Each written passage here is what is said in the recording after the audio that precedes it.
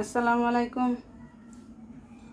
এখন আমি চলে এসেছি নারকেলের ক্ষীরের পাটিসাপটা বানানোর জন্য। এখন উপরের লেয়ারটা তৈরি করে ফেললাম।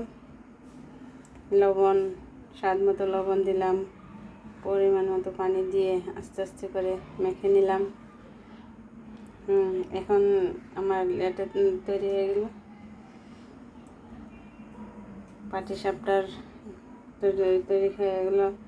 এখন নারকেলের ক্ষীরটা তো আমি আগে বানিয়ে ফেলছিলাম, আগে বানানো ছিল, এখন তৈরি করা আছে। এটা দিয়েই আমি পাটিসাপটা তৈরি করব।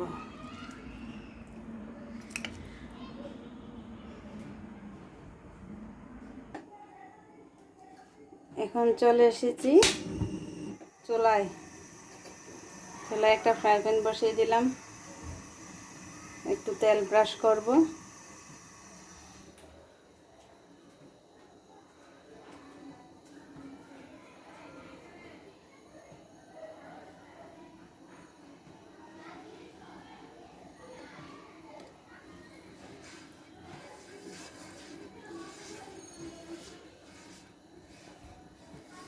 চুলার আঁচটা মাঝারি রেখে, হাই হিটে রাখা যাবে না। এখন মাঝারি আঁচে রেখে আমি দিয়ে দিলাম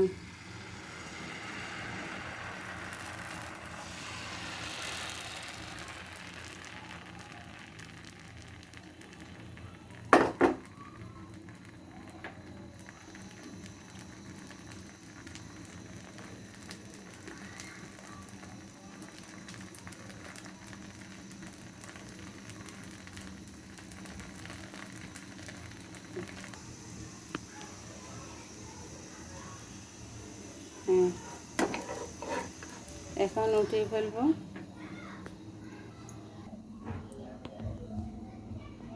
এখানে রেখেছি, এখন দিয়ে দিব পাটিসাপটার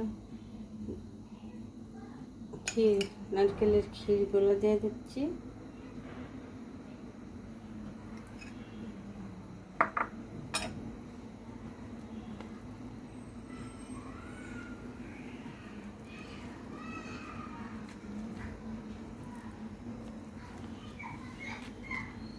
তৈরি হয়ে গেল আমার নারকেলের ক্ষীর, তুলতুলে নরম তুলতুলে ক্ষীর পাটিসাপটা, নারকেলের ক্ষীর পাটিসাপটা।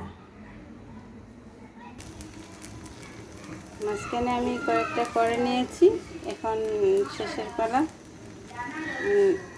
প্রায় শেষ পর্যায়ে আসছে। আমি এইটা চুলা বন্ধ করে দিয়েছি।